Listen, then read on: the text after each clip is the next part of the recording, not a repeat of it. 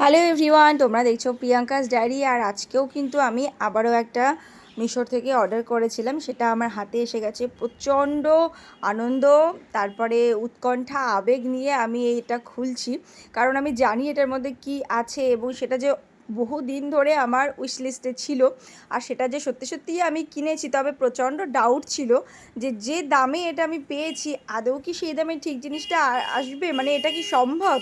তো সেই সমস্ত উৎকণ্ঠা কাটিয়ে যখন জিনিসটা হাতে পেলাম এবং এক সেকেন্ডও দেরি করিনি প্যাকেটটা ওপেন করতে, তো সত্যিই মানে প্রথমে তো আমি ভীষণই হতাশ হয়েছি, কারণ যে জিনিসটা দেখানো হয়েছিল এটা তার থেকে অনেক অনেক অনেক ছোট। তবে আমার হয়তো প্রথমেই বোঝা উচিত ছিল যে এই দামে এরকম জিনিসই হবে, কিন্তু সেটা কিন্তু কোথাওই মেনশন করা ছিল না প্রোডাক্টে যে দেখানো হচ্ছে যে ছবিটা তার থেকে অনেক ছোট সাইজে পাওয়া যাবে, এবং কোনো রিভিউও আমি সেরকম দেখিনি।